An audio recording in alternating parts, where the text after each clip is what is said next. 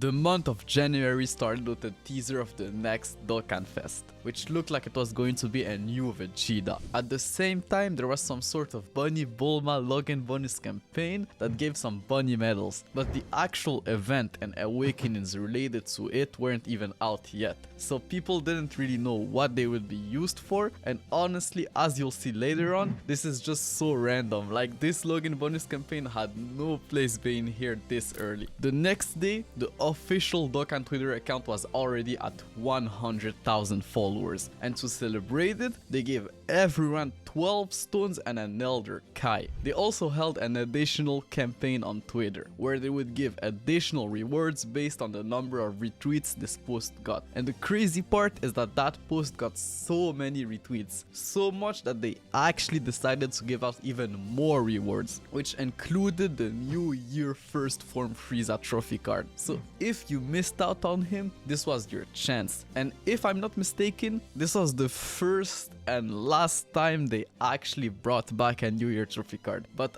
I might be wrong on this, so feel free to correct me in the comments down below. Another day later, the new Dokkan Fest Vegeta was here, and it was a blue Vegeta from the Future Trunks arc, the first and last standalone blue Vegeta from that arc. Unfortunately, like, bro, they really need to release a new blue Vegeta from that arc. Like, that beatdown against Rose is probably like a top 10 Dragon Ball Super moments for me. Int Blue Vegeta was the in-type demigod's leader. He had an immense damage multiplier, could raise his attack by 50% for 3 turns on Super, had a 100 start of turn attack buff, and passively debuffed extreme class enemies' attack and defense by 20%, which was, like you already know, a very strong ability at the time. This guy was seen by many players as just a better version of AGL's % Blue Kaioken Goku. He did more damage, was still useful after 10 turns, didn't lower his HP on Super, and could debuff the enemy. The only thing Goku had over him was his Link set, which at the same time also made him Vegeta's best linking partner. As for his Dokkan event, it was fairly easy, possibly one of the easiest Dokkan events to date. His only gimmick was some damage reduction in his final phase that could only be nullified by activating the Konoiser link. Konoiser, bro. I honestly don't even know how to pronounce that in English, but in French it's gourmet, so I'll just go with that.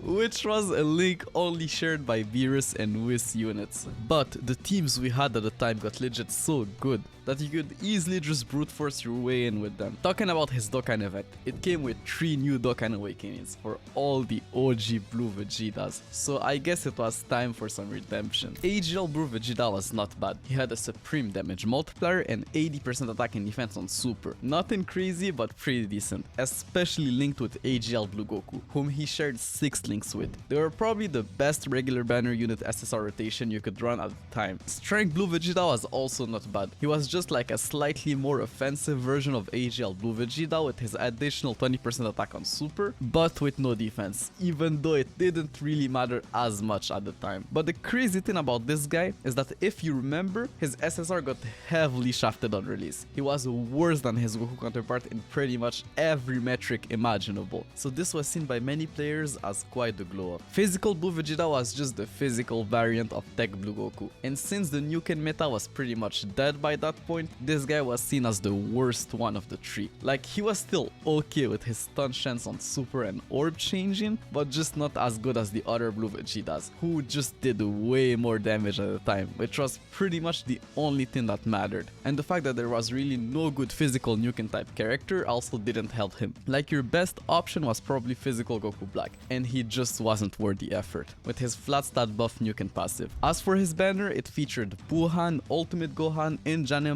and some Realm of Gods filler units, including the Blue Vegetas. So like an okay banner, but not worth summoning for, especially when the 2nd year anniversary was right around the corner, with a potential big power creep. 6 days later, we got another Super Strike revamp, Strength Grandpa Gohan, and this guy wasn't that good at the time, but did get some use in the future, thanks to his mini God's Leader skill. And since his passive wasn't half bad, he could also help you in the Prime Battle events. At the same time, they released another double Rates banner, this time featuring and Dokkan Awakening AGL Kaioken Goku. The surprising thing about this banner is that it only had 6 featured units, so if you wanted one of the featured units, this banner was for sure your best chance at pulling them. But like I said earlier, with the 2nd year anniversary right around the corner, this just wasn't worth your stones. And AGL Kaioken Goku just wasn't all that anyways. Like sure, he could now greatly stack attack with a supreme damage multiplier, which was honestly kind of insane at the time, but still, he had a flat stat buff as his passive, so he was seen as like a more consistent version of Tech Future Gohan. Like he could hit harder when above 80% HP, so pretty much at the start of every battle. And I'm not sure about this, but I know that back in the days, the stacking abilities would reset between phases, but I don't really remember in which update this got changed. But if I had to guess, I think it was in the same update where they changed how the turns were saved. Like if you didn't know, at the time, you could literally close your app mid animations, open the game again, and just replay the turn like nothing ever happened. So as long as there was a way for you to win, you could do it. Unlike how it works now, where your actions are saved as soon as the last character in the turn picks his orbs up.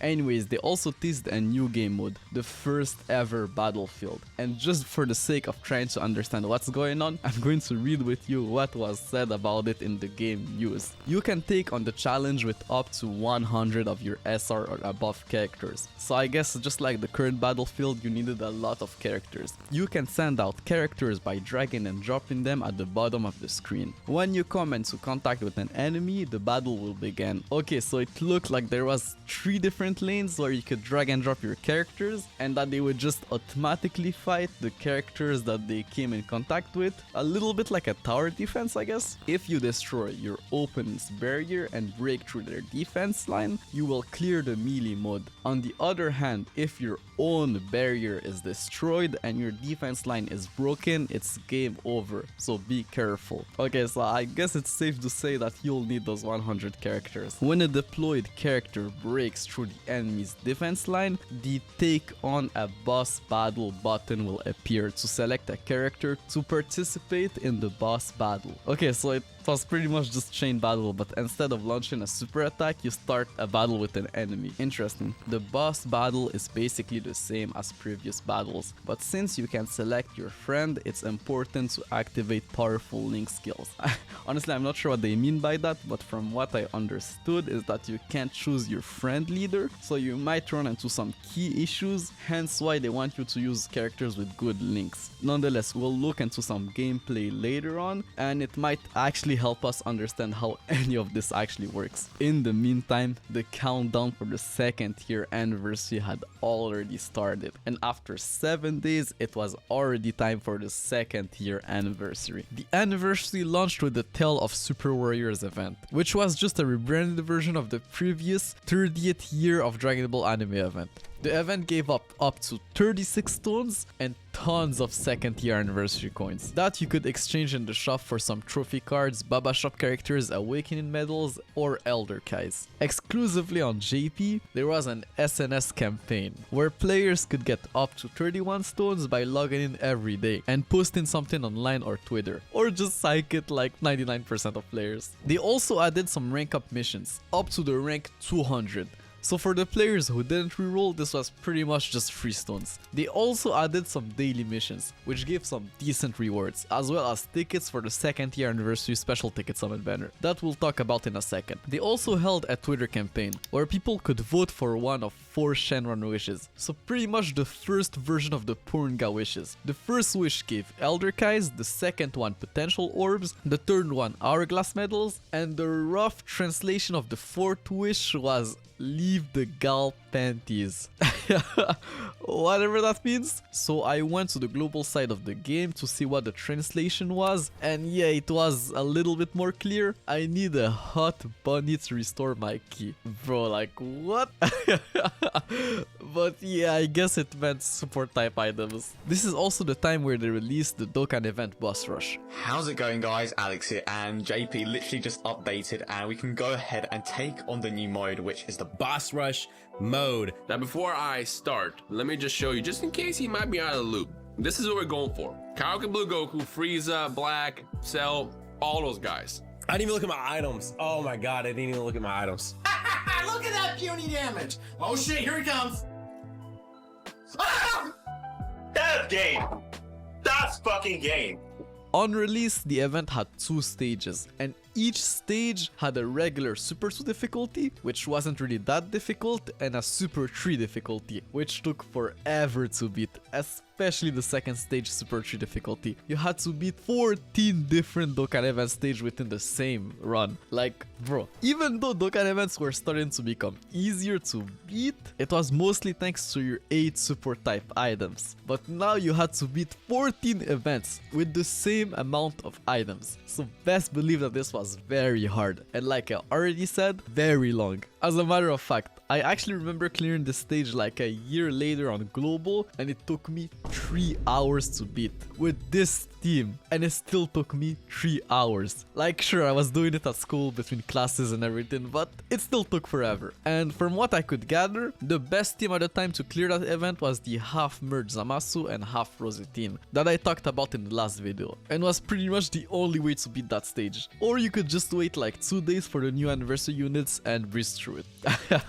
Now, as for the special ticket summit banner, it was pretty decent for a free banner. It featured some of the best regular banner SSRs like Strength Zamasu, Physical Gotenks, AGL Golden Frieza, and the Blue Boys, so not a bad banner at all. And talking about Physical Gotenks, he got his awakening at the same time. If you're wondering why, it's because they decided to awaken the units that released during the first anniversary, and were pointing out one finger, symbolizing the first year anniversary. Now they were all pointing 2 fingers, celebrating 2 years of Dokkan Battle, which I think is a pretty cool thing if you ask me. Physical Goku was okay, I guess. Like, for a free-to-play unit, he could have some use, but really nothing worth going over. The first year anniversary trophy card, Tech Super Saiyan Goku, who was now a TR Super Saiyan Goku, was actually pretty decent. He had a not so bad leader skill if you were a new player and needed a rainbow leader, could stun on super, and supported the entire rotation for 2 ki and 20% attack. So yeah, for a card that was essentially just given to you for free without needing to farm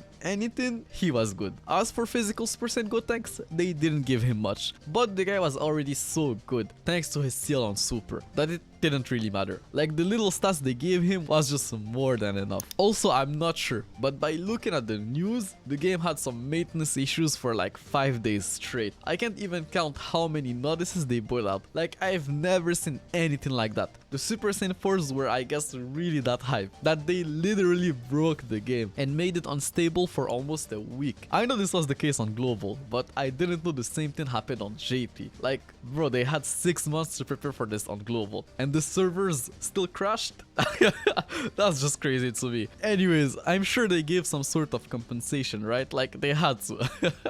But I guess we'll see. Anyways, before the big boys, we got the update 3.1.0, which made some changes to the UIs, gave you the ability to see the rates of the units directly from the banner screen, and most importantly, some new summon animations. 7 Saiyan pods and Shenron, both guaranteeing you an SSR character. Those were the rarest animations in the game, and all they did is guarantee you an SSR. Like a random SSR, not a Dokkan Fest, not an LR, an SSR, but just a regular SSR. That's just crazy, bro. The rates were something else at the time, something else. Nonetheless, the big boys got officially teased in game and came into the game shortly after. They both introduced a new type of leader skill, giving 3 ki and 120% HP attack and defense to their respective superclass type, as well as 1 ki and 50% HP attack and defense to the extreme class version of that same type. So this was quite the jump from the God's leader skills. It was a 50% stat increase across the board, almost double the stats of a God's leader skill. Hence why they named those new type of leaders Neo Gods, because they were just better than gods. As simply as that. As for their kits, they both had an immense damage multiplier, an insanely good link set, and both introduced a new mechanic, the super attack counters, which is literally what it means. They had a 30% chance of dodging and countering the enemy super attacks with tremendous power. So they had 2 different super attack animations. Okay, yeah, they just used their SSR super attacks for the counters, but still, it was cool nonetheless. But most importantly, it was very OP.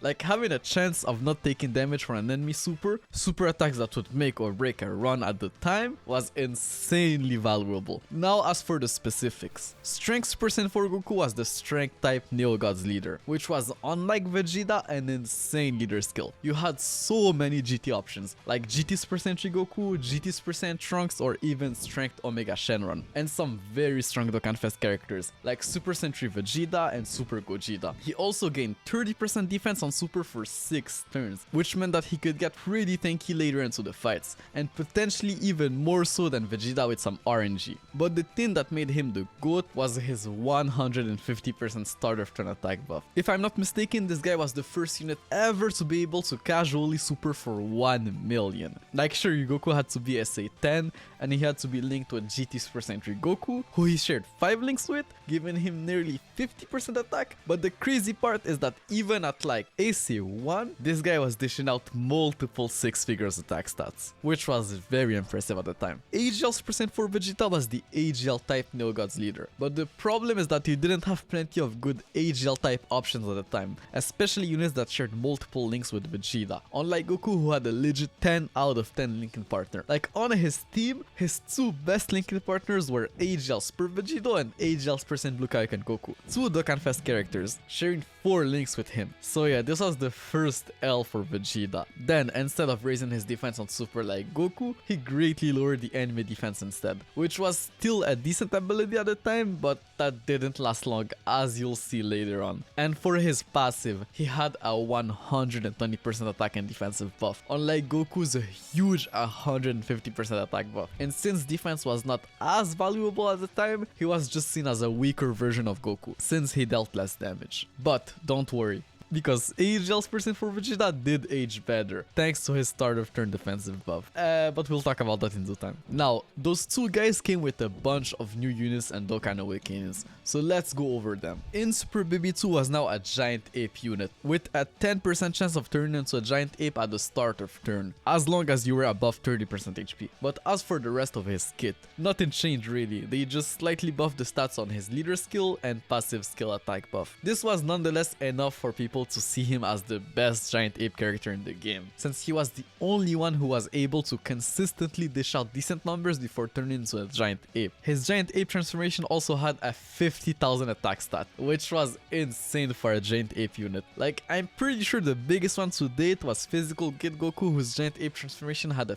40,000 attack stat. So yeah, baby was good. Strength GT Super Saiyan Goku also became a Giant Ape unit and had a 10% chance of turning into a Giant Ape at the start of turn, with no HP restriction whatsoever. He got the same leader skill buff as Baby, but now gained the ability to raise his attack by 50% on Super for 3 turns, as well as a slight buff on his passive skill support attack buff. Even though his Giant transformation was just as good as Baby's, this guy's damage in base was just not as impressive, but it didn't matter. This guy buffed Strength % for Goku's damage to oblivion like I explained earlier, and his Giant Ape transformation had a lot of value in boss rush, where the main issue was sustainability, so being able to not take damage for even 1 turn was completely game changing. Strength % GT Trunks was also pretty decent, especially on the mono strength team. Like, he shared 4 links with Super Saiyan 4 Goku, greatly lowered defense on Super, and had a 100% attack buff when performing a super attack. So yeah, this guy could dish out some decent numbers, and like I already said, he did fit well on Goku's team. Physical GT Pan was, as a card, also not bad.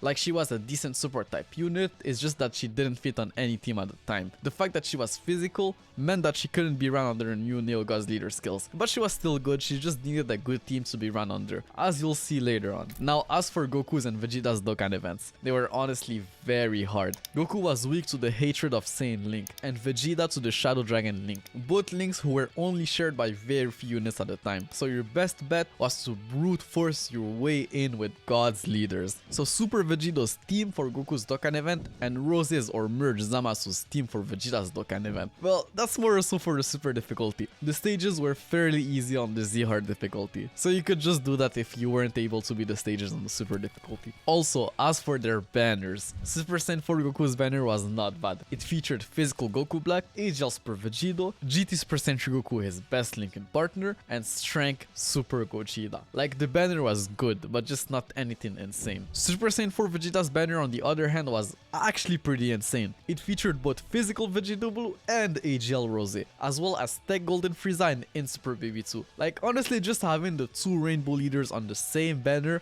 was enough to make this banner one of the best to date. And they probably knew that Goku was going to be more hype, hence why they made Vegeta's banner better, just like what they did during the first year anniversary with Janemba and Gogeta. This anniversary also brought back the God Stone and introduced the first ever premium stone, if you could afford it. It was an easy way for you to buy one of the OG Gods leaders, especially with the race at the time. Like, don't forget, this was before the slot 10 guaranteed SSR. Like, I'm not sure about the price, but this might have been the most worth it Godstone ever. The month of February started with the rewards to the Shenron Wishes campaign of the last month. You would think that people would have picked potential orbs, judging by how scarce they were at the time, but no, the most voted wish was actually the one that gave Elder Kais, which I guess were just as scarce as potential orbs even at the time, and definitely made a bigger difference in terms of damage, unless you had like 4 dupes on a unit, which most people didn't. They followed with another teaser related to the upcoming new Battlefield game mode. This is where they first revealed the Battlefield currency, which was roughly called on JP Memories of Fierce Battle, and they also said that you would be able to exchange them for copies of a new LR Ginyu, in addition to additional team cost, box space, or max stamina. They didn't give more info about the new physical LR Ginyu, but they did say in the news that your rank would need to be at least at 150 for you to be able to play the new game mode. I'm not sure about the rank people had at the time, but I'm sure that if you are playing for some time, this wouldn't have been an issue. In the following days, the GP servers encountered even more issues. It was so bad that they actually decided to push the end date of the special 3 multi-summon get 1 free discount of the anniversary banners by 2 days. In the meantime, they also released a new Dragon Ball GT story event with 2 new farmable characters and a new Dokkan Awakening for the free-to-play AGL baby. Tech Super Saiyan possessed GT Gohan was actually quite good. Like, sure, he did no damage, had a pretty bad link set and a worthless leader skill, but he gave 3 key and 30% defense to tech type units, and that alone was enough for this guy to be a very valuable asset for the current monotech teams and the ones to come. He was apparently also very good in the Prime Battle Goku event, now that you could use free-to-play units. In Super Saiyan, Possessed GT Trunks was also quite good. He was the N-type version of Possessed Gohan, given 3 key and 30% defense to N-type units. He was also surprisingly one of In Super Baby 2 best linking partner, sharing 3 links with him, with 2 of them being key links. He was also insane on Buhan's team. In Janemba was pretty much invincible next to this guy, thanks to his defensive support. AGL Super Baby 1 was also pretty decent. He had a supreme damage multiplier, which was insane to see on a free-to-play unit, and his starter turn flat stat buff was equivalent to about 33% attack and defense under a 100% leader skill, which wasn't that bad for a free-to-play unit. But the thing that made this guy goated was the fact that he was AGL, and that he linked perfectly with his UR form, Baby Vegeta. So you could run both of them as a rotation against Prime Battle LR Frieza, and they would clear. Like, let's not forget that LR Frieza came not even 2 months ago, so most players were still farming him. Well, at least those who didn't give up. As for the story event itself, well, it was exactly like every other story event at the time. Not too difficult, but with absolutely horrendous drop rates. And the thing is, in this event, just like the last GT event, you could farm some Hercule medals that you could exchange in the shop for some Elder Kais, and this brought back some painful memories. I remember that even when I first started playing the game, every single time one of those events were back, it was time to grind for those 2 Elder Kais, because bro, farming the super attacks of characters was insanely tedious at the time, up until they first started dropping the characters directly as SSRs. I honestly never even bothered with any event where you had to farm R or SR characters and like awaken them and hope for the best with the 50% rate, or even worse, grind the million of medals required for you to awaken the character and so you are like, bro, it just wasn't worth it. Like it just wasn't worth it for me and many players. We just preferred grinding those elder guys and just use the same team to clear everything that needed to be cleared.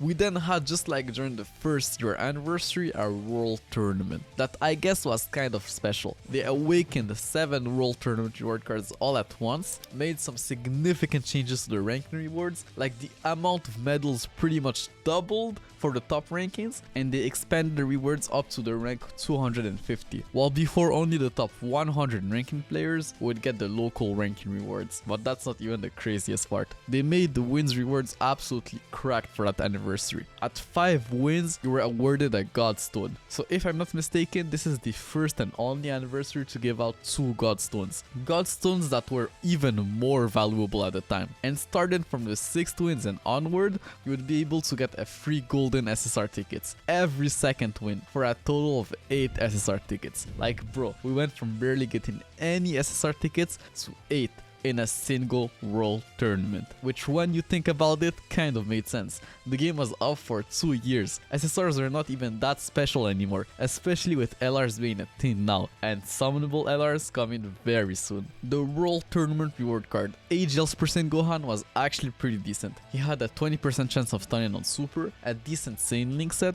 but most importantly gave 2 key to Super Class allies, as well as 25% attack. That support is exactly what was needed on Super Saiyan for Vegeta's team, because the mono AGL team biggest problem at the time was that you had to choose between running a team full of prepared for battle characters or shock and speed characters. Very few AGL characters actually had both, so he was pretty much a must to make that team work smoothly. As for the Dokkan Awakens, AGL Beerus was surprisingly not bad at the time. His kit was very basic, supreme damage, lowering defense on Super, and a 90% attack buff on Super, but this was enough for him to actually be a decent option on Vegeta's team, especially if you wanted to run a more shock and speed oriented team. X% Goku was pretty decent too with his support and Saiyan Link set. The problem is that he shared the same name as Prime Battle LR Goku, and since the World Tournament medals were still pretty scarce, this guy just wasn't even worth awakening. Tech Demon King Piccolo was actually quite decent. He could stun on Super and gave extreme class allies 3 key and 25% attack, so on a villain team, this guy was quite good and could potentially be quite helpful on the future Extreme Tech Neo Gods team. Well, since we're already talking about the future, this guy was a GOAT on Rose's World Tournament team that included Strength LR Broly,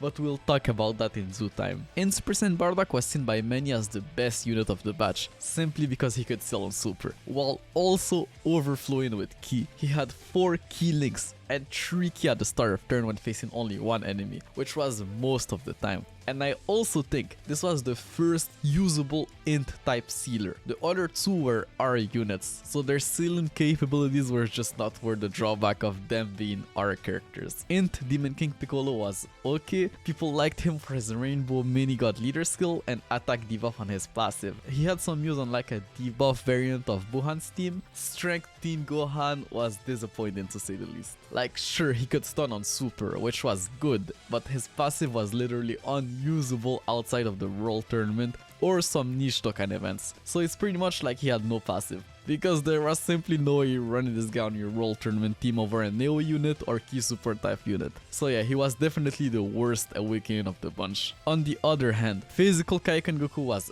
actually quite good. He greatly stacked attack on Super, was a Rainbow Orb Changer, and had a decent link set. He was actually seen as better than his summonable counterpart, the TUR AGL Kaioken Goku, since he had a better link set, could Rainbow Orb Change, both things that really helped if you're planning on running this guy on a Rainbow team, aka Physical Vegeta's blue team, and most importantly, his dupes were easier to pull. Even though the World Tournament was a pain in the ass and barely gave any SSR tickets, excluding a special anniversary World Tournament, the SSR rates of regular banners were worse. Like you weren't even guaranteed an SSR per multi-summon, and the pool of SSR characters was higher on a regular banner, so the odds that the SSR you pulled was AGL Kaioken Goku were very low, unlike Physical Kaioken Goku, who was featured on the World Tournament ticket summon banner that featured only the World Tournament SSRs, so way less characters in the pool, meaning higher odds. But that wasn't the end of it. There wasn't just issues with the servers, but also some bug within the anniversary coin shop, and I think the exchange shop as a whole. All of that on top of the ongoing server issues. So they gave everyone 10 stones and a free golden SSR ticket, which for the time were some very good rewards. Also, to the surprise of no one, the game had reached top grossing, so they gave everyone 40 stones and AGL and strength type potential orbs, enough for you to rainbow a strength and AGL unit, which was huge at the time. So if you welled out for the apes, this was your time. The next day, they released a special Peppy Gull summon banner featuring 5 new characters. Unlike Global, this banner didn't feature Int LR Gohan. It just had the new Peppy Gulls units and all the Peppy Gulls, SRs and R as unfeatured characters. Just before we dive into their kits, I'll point out that those Peppy Gulls units all had decent leader skills if you were a new player, or in events where you had to have a low team cost. As a matter of fact, all those Peppy Gulls units had very low team cost. That was kind of their gimmick. I don't know though how important team cost was at the time outside of like Strike and Super Strike events. I'm pretty sure even the first version of Battlefield didn't have any type of team cost restriction, so this banner was probably just there to help out new players. AGL Mai was actually insane. She had a 50% chance of stunning the enemy on Super, which was very good at the time and gave Tricky and 2000 attack and defense to the entire rotation, which was also insanely good on Vegeta's team like I explained earlier. Tech Android 18 was also pretty decent. A lot of players at the time compared her to Dokkan Fest Tech Cell. They both were nukers of the same type, but she was obviously weaker due to her lower buff per orb, lower stats and weaker links. She still was very good though. Her super attack effect was very good and people were already eager to see what her T-War might look like in the future. Int Videl was also not that bad. She could lower attack and defense on super, debuff the enemy even further with her passive, and recover 20% of the damage she dealt as HP. Like, we still didn't know who the super Int Neo Gods leader was going to be, but it looked like she could have a place on his team just for that part of her passive alone. Nonetheless, the fact that her key links were almost impossible to proc made it very hard to super with her, so she was seen as one of the worst units of the 5, but she definitely still had some value due to her low team cost. Strength Pan was definitely the second best unit here. She had a decent super attack effect, a decent passive, both making her quite tanky, but most importantly, she had an amazing link set that fitted perfectly on Super Saiyan 4 Goku's team. Physical Bulma was also pretty decent thanks to her healing. She healed 7,777 HP on Super, and another 7,777 HP per Rainbow Key Spheres obtained. This made her very useful in events where you needed the sustainability, like for example the World Tournament or Boss Rush. And since she had Tricky at the start of turn, it was fairly easy for you to get her healing on Super. In the meantime, we also got some V-Jump leaks, and it was now official. The first summonable LR was going to be an Int Super Saiyan 2 Gohan. There was no specification on what his banner was going to look like or how easy it would be to awaken him, but by looking at the past LRs, people were already speculating that this wasn't going to be easy. Some people even said that he'll probably require 777 medals from the Perfect Cell Dokkan event, or that he'll have his own Dokkan event where he'll also need to farm 777 medals. But while everybody was busy thinking about how painful it will be to awaken this guy, Toshi was cooking up probably one of the most vile and greedy idea of all time. A couple of days later, the update 3.2.1 was out, and with that update came the first ever Dokkan Battlefield. But before we dive right into it, just a quick shout out to the boy Nanogenics. He recorded the game mode in very good quality, but also at the same time explained it in a way that was actually understandable. I'll link his video in the description down below. But yeah, the game mode was pretty much exactly what was described to us a couple of weeks ago. You could pick up to 100 characters before going in, exactly like the current version of Battlefield that we have, which by the way is called Battlefield 2.0. Once in game, there was 3 different lanes where you could drop the different characters from a randomly generated pool of the 100 characters you chose earlier. As you can see, you had a sort of stamina bar that would regenerate passively, and each character had a different stamina cost per se, which I think was related to how good the character actually was. Nonetheless, once your characters were placed into battle, they would just automatically try to break through the different enemies and damage the enemy nexus or barrier or whoever, however you want to call this. Anyways, Each type had a different sort of passive. AGL type characters had increased movement speed, so I guess moved faster on the field. Tech type characters had the ability to attack multiple enemies at the same time, so I guess do AoE damage. Int type characters did increased damage against the enemy barrier. Strength type characters just had increased attack, so I guess they just did more damage overall. And physical type characters had increased HP, so were in a sense your tanks and blockers. So I guess the strategy was to put your physical characters first, your int characters last, and everything else in between. Well, something like that. Honestly, I don't think there was even enough time for people to actually figure out what the best strategy actually was. Anyways, once the enemy barrier was broken, you could now fight the boss with the characters that you launched earlier. So you had to be careful to not put too many characters at once, or else you'll be missing characters for the other fights. I'll also point out that you were only able to have one leader per fight, so best believe that those fights were hard, especially since you didn't really have control over which unit the game would roll for you before the battle. Also, as far as I could gather, the event had about 20 stages, so you pretty much needed the 100 characters to beat all the stages. That's just crazy, bro. Like 100 characters, 20 stages, that's like 5 characters per stage, and you tell me you can only use one leader? Like, bro. Just, bro, what was that? No wonder they changed it. But anyways, as for the goats here, obviously you had all the gods leaders thanks to their crazy leader skill, and most importantly giant ape units. Thanks to their giant ape transformation, you didn't have to worry about taking damage or dying. The fight was pretty much just free, if you were lucky enough to have one of them transform. The event was also, as you would guess, extremely reliant on the numbers of characters you had. For a while, it probably was a challenging event, but doable as long as you had some good RNG, or you could at least beat most of the stages, which was enough for you to get most of the rewards. But I can guess that this was for sure complete hell for free-to-play players, and I'm pretty sure just impossible to fully clear. Nonetheless, the first Dokkan Battlefield also came with a bunch of Dokkan Awakenings. AGL Super Senzu Vegeta, even though very far from his prime, was I guess decent on the turns you could proc his passive, but complete garbage when above 80% HP. So at first glance he was seen by many players as a very bad revert, but after using him they realized that he actually wasn't that bad. It was very common for you to be below 80% HP on a hard Dokkan event stage, and since the HP bars were starting to get very big thanks to the new Neo Gods leaders, you still had plenty of HP to tank a super attack if you needed to. He also could potentially get up to 8 ki from his links, which was actually insane, but like I said earlier, this guy's prime was yet to come. Tech Nuova Shenron had a very interesting leader skill. Tech type units ki +3 and HP and defense plus 100%. If he just gave like a little bit of attack, he would have easily replaced all of the current monotech type leaders.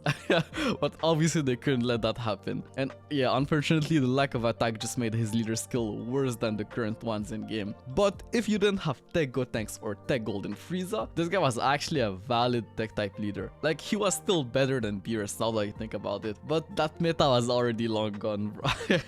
Like 3k and like what, 3000 attack, but that's just like, by that time that was just trash, bro. Nonetheless, this guy was good. He raised his attack by 50% on super for 3 turns, had 3k and 90% attack when facing one enemy, and had 4 different ki links, each giving him 2 ki. So yeah, just like AGL Vegeta, this guy was a very versatile unit. But from what I've seen, people would have preferred first battle instead of shattering the limit on this guy, since he was already like overflowing with ki. Still a great card though. Int Middle Cooler was the GOAT. He had a Mini God Rainbow leader skill, making him AGL Rose's best sub leader if you didn't have him, I guess. He also greatly lowered defense on super, and since just like Rose he supported extreme class allies, giving them 2 ki and 30% attack, he was a must on pretty much every villain team. Especially when you take a look at his link set, he had 4 ki links, with one of them being shock and speed. So even though not optimal, you could have legit just run this guy on a super or rainbow team, since the attack part of his support was given to all allies and not just extreme class units. So yeah, overall this guy was just a great support type unit. Strength Evil Majin Buu on the other hand was, well, honestly not that great. His link set was absolutely horrendous. Like, bro, his only key link was shattering the limit. and he didn't have any ki in his passive. But it's true that if you could manage to super with him, he was able to output some decent numbers thanks to his 50% attack buff on super and 18,000 attack when below 99% HP, which thanks to the APT guys was roughly equivalent to an 86% attack buff on Strength Omega's team. But yeah, honestly still not worth it due to his lack of ki. But this guy did get an easier in the future, and bro, that easier was not like anything insane, but it did help me clear the Majin Buu Super Battle stage. Physical Super Saiyan Goku was decent. He could stun on super, had a decent link set, and his passive skill, unlike Vegeta, had a way better HP restriction. People just didn't like his card art for some reason. It looked weird and less dynamic. Bro, honestly, I don't see it. I think that that's just rubbish. Like, bro, that card art is fire. Probably one of the best card arts of the time. So I don't know what they're saying, bro. LR Physical Ginyu was, well, as you guessed it, pretty good. He was an LR after all. He gave all allies 30% defense on his 18 ki and supported the entire rotation for 3 ki and 7,777 attack. Coupled with his LR stats and not so bad link set, yeah, he was looking good. But was he worth the grind though? You needed a ridiculous amount of battlefield currency to get his 5 copies and awaken him into an LR. Like, sure, if you were an OG and had a decent box, the grind wasn't as painful as a Prime Battle LR, but it still took like a long ass time. As a matter of fact, this guy came way later on Global, so the fact that you had to wait a couple other battlefields to Rainbow and awaken him into an LR just made it that by the time you were able to, he was pretty much just completely outdated. Like, this guy came to Global a couple of months after I started playing the game, and I still remember myself looking at his kit and being like, what the hell is that trash, bro? Like, why is he weaker than LR Tech Ginyu? Because yes, on Global this guy came after LR Tech Ginyu, but me at the time, like, I didn't know shit about JP. Like, I didn't even know that this game I didn't know that the game was like kind of in a different place on JP. I thought that like both games were like on the like synced or something. Like, bro, honestly, I just, bro, but I don't even, bro, bro, honestly, I just didn't think at the time. Nonetheless, all those characters, excluding Ginyu obviously, were featured on a double rates banner that came a couple of days later. But the crazy thing about that banner is that it had the first ever summonable LR. But unfortunately for us, he was unfeatured. Toshi didn't give two damns about the player base. Like, what kind of idea was that? I honestly couldn't find the rates, but I did some calculations and I think that your chances of pulling LR Gohan were something like 0.1 or 0.2% per multi-summon. So extremely low. So low that most people didn't even consider those units as part of the meta, because you had to be like a giga well or an extremely lucky guy to pull one of them. But as you would guess, they were insanely OP.